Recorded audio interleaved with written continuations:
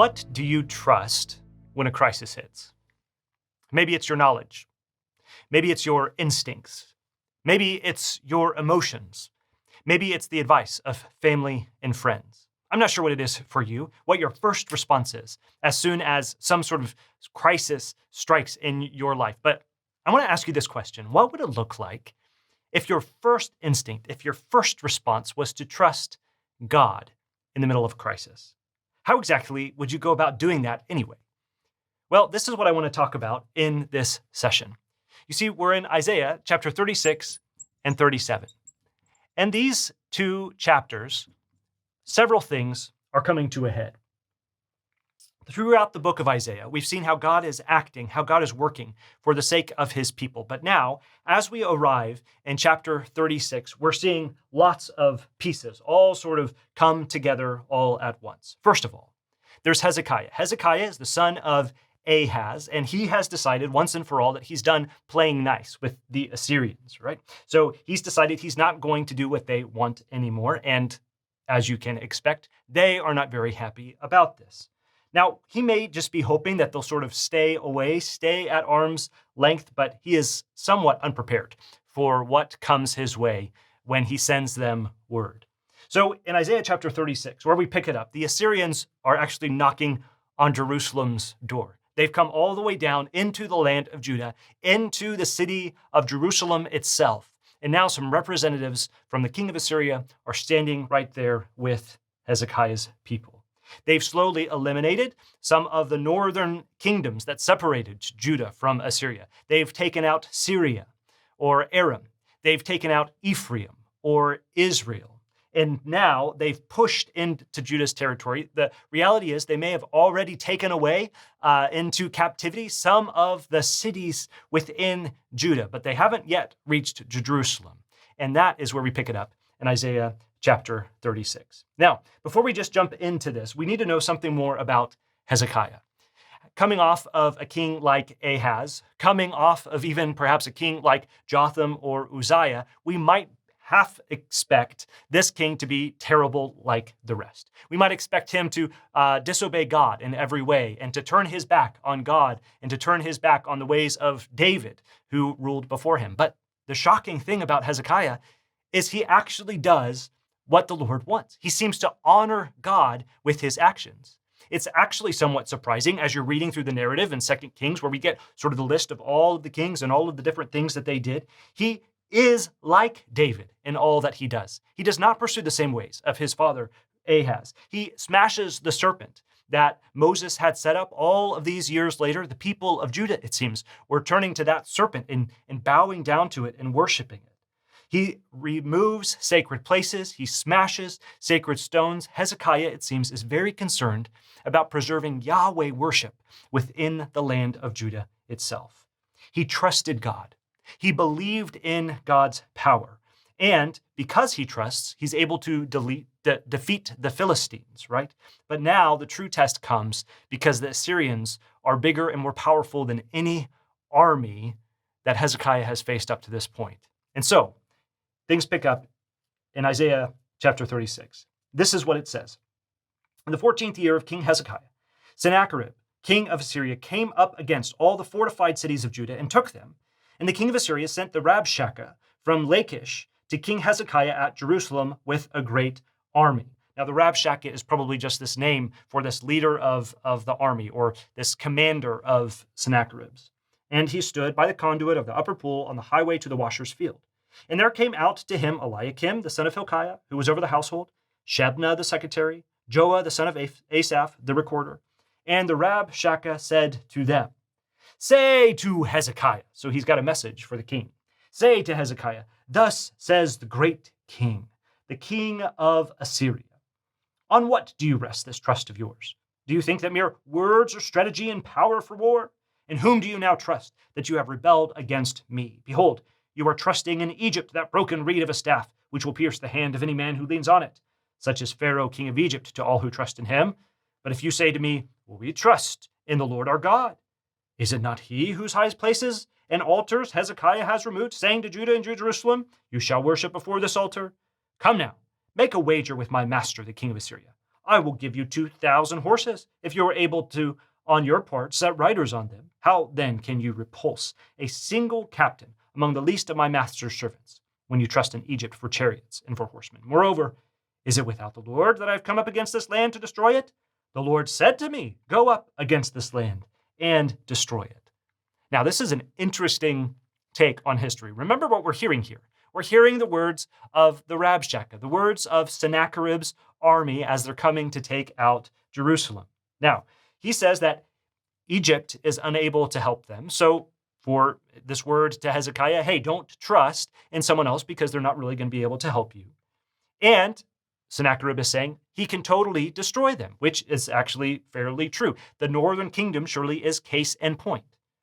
But then he suggests that God is not honored by Hezekiah's actions to remove some of the high places. So notice how Sennacherib, how the Rabshakeh are sort of interpreting the events of history here, right? They're saying that Hezekiah's removal of the high places was actually not something that God wanted at all. And then he goes on to say it was God himself, Yahweh himself, who told Sennacherib to come and take Jerusalem. This is propaganda at its finest. Now, at this point, the advisors turn to the Rabshakeh and they say to him, you know what? Why don't you continue on in the trade language of Aramaic, right? Don't talk in Hebrew where everybody can hear you. Instead, let's just have a conversation in Aramaic so as not to frighten all of the people that are gathered here. In verse 12, the Rabshakeh said, has my master sent me to speak these words to your master and to you, and not to the men sitting on the wall, all of those around, who are doomed with you to eat their own dung and drink their own urine? Yikes. That is quite a statement. And so the Rabshakeh continues on in the verses that follow in Hebrew. Verse 13, he stood and called out in a loud voice in the language of Judah, hear the words of the great king, the king of Assyria. Thus says the king, do not let Hezekiah deceive you, for he will not be able to deliver you. Do not let Hezekiah make you trust in the Lord by saying, the Lord will surely deliver us. This city will not be given into the hand of the king of Assyria. Do not let Hezekiah say this. Do not listen to him, for thus says the king of Assyria, make your peace with me. Come out to me. Then each one of you will eat of his own vine, and each one of his own fig tree. Each one of you will drink the water of his own cistern until I come and take you away to a land like your own land, a land of grain and wine, a land of bread and vineyards. Beware, lest Hezekiah mislead you by saying, the Lord will deliver us. Has any of the gods of the nations delivered his land out of the hand of the king of Assyria? Where are the gods of Hamath and Arpad? Where are the gods of Sepharvaim? Have they delivered Samaria out of my hand? Who among all the gods of these lands has delivered their lands out of my hand, that the Lord should deliver Jerusalem out of my hand? Notice what's going on here. There's a promise for wealth and prosperity if they choose to side with the Assyrians. Now, this is a promise of wealth and prosperity promptly followed by a journey into exile. But notice how they tried to make even that sound like a nice and pleasant experience. Until I come and take you away, right? But then it ends. The whole speech ends by this talk about how the gods of the Assyrians are going to be able to defeat Yahweh and all of the gods of this region. It doesn't seem that they've really grasped what exactly the people in Jerusalem believe. And now it seems they've shifted from saying, God told us to do this, to we're going to defeat your God. Why should Yahweh be any different than any of the other gods that we've come up against? Now, the Assyrians should have known better than to challenge Yahweh to a match here, but they really believe that they are undefeatable. And so, verse 21, they were silent. They answered him not a word, for the king's command was, do not answer him. And then Eliakim, the son of Hilkiah, who was over the household, and Shebna the secretary, and Joah the son of Asaph, the recorder, came to Hezekiah with their clothes torn, and they told him the words of the Rabshakeh. So what does Hezekiah do in the midst of a crisis like this? His solution? Mourn and enter into the temple. Unlike his predecessor, this is a man of humility who, in a moment of crisis, wants to seek God. Now, at this point, he actually sends word to Isaiah, the prophet. Contrary to other kings, he actually wants to hear whatever it is that God has to say. He pleads for God to seek God's own honor by making note of the fact that the people, the Rabshakeh and the Assyrians, they have been sent to ridicule the living God. Hezekiah calls on God's reputation itself and asks God to act. Now, Isaiah hears these words and he responds to Hezekiah with great certainty. In fact, Isaiah tells him that Yahweh will act in a powerful way, that Hezekiah can depend on this, that he can believe in this. The leader will flee, he'll be cut down with the sword. And so they deliver the word back to the Rabshakeh, no, we won't do anything, we're going to stay here. And so the Rabshakeh goes back to Sennacherib. He delivers the report to the person who is in charge, and Sennacherib is furious. He was hoping that his words would somehow persuade Jerusalem to give in to his demands so that he wouldn't have to come up against it, but now they're resisting him even more. And so Sennacherib says, I'm going to come, and I'm going to attack you, and I'm going to take you out completely. But it seems that right about this moment, there's another pressing issue for Sennacherib. There's another place that Sennacherib has to go and another battle that he has to fight. So he doesn't get the moment just yet to come to Jerusalem, but that doesn't mean he doesn't have words for them. So he sends another message now to Hezekiah, king of Judah, living in Jerusalem, and he tells him essentially the same words that he had told him before, that he cannot count on the gods to defend him from the attacks of the Assyrians. Now, perhaps we would think Hezekiah would be standing firm because of Isaiah's words before, but I wonder if Hezekiah really did expect that his response to Sennacherib was going to be good enough to keep Sennacherib at bay. But now that Sennacherib has responded in such a harsh way, it seems Hezekiah is just devastated.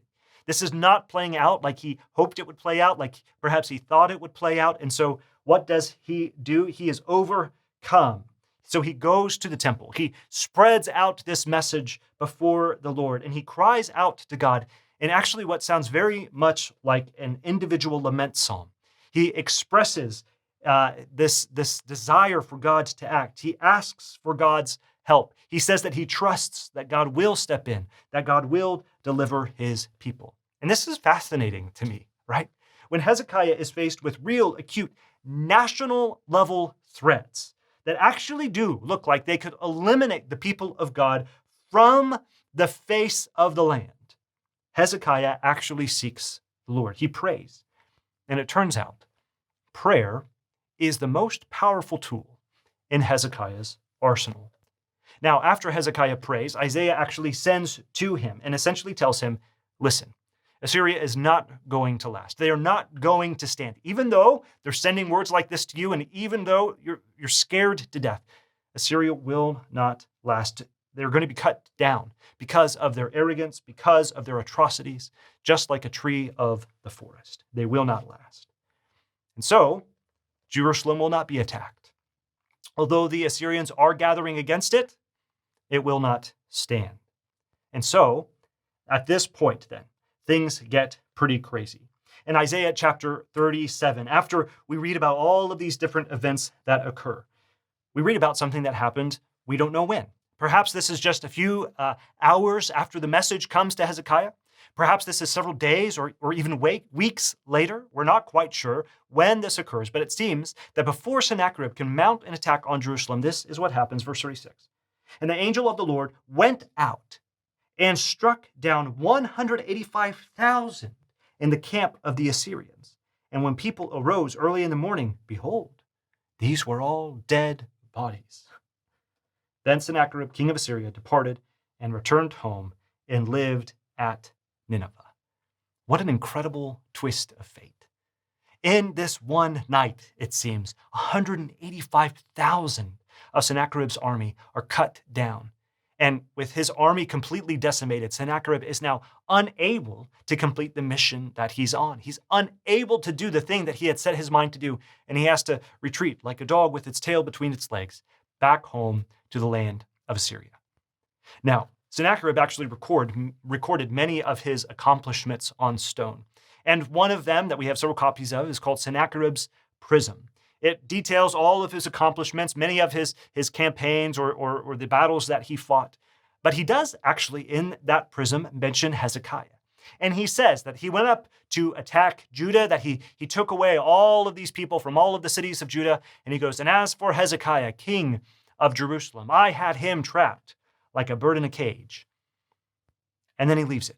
He just moves on and starts talking about something else. And it makes you think, so then what'd you do, Sennacherib? If you had him trapped like a bird in a cage, did you kill the bird? What did you do to the cage? But he doesn't say anything else about it. Why doesn't he say anything else about what he did to Hezekiah in this moment? I think it's because he didn't do anything else. In fact, as he reflected on this, all he could really say about it was, man, I sure had Hezekiah scared. And then I went home. And so it seems that even the prism of Sennacherib itself sort of confirms this very story, that he was unable to come up against Jerusalem and mount an attack against it. And so it says in verse 38, and as he was worshiping sometime later, it seems, in the house of Nisroch, his god, Adremelech and Sharezer, his sons, struck him down with the sword. And after they escaped into the land of Ararat, Esarhaddon, his son, reigned in his place. Hezekiah's story proves, it seems to me, that God can be trusted. So I wonder, what would it look like for you to trust God in the middle of your circumstances? Surely God has demonstrated for us time and time again that he can be trusted. So what would it look like for you to take a step of faith? What would it look like today, even, for you to take a step of faith, to trust God, to show God that you really, really do believe in him? What would it look like if you really, truly believed that God just wasn't with you, but really that the God of angel armies would do exactly what he said that he would do? Is there a situation in your life where you need to turn things over to him and demonstrate to him once and for all, perhaps even as well, to all of those around you, that you trust in Yahweh? Trust. That is the message of the gospel.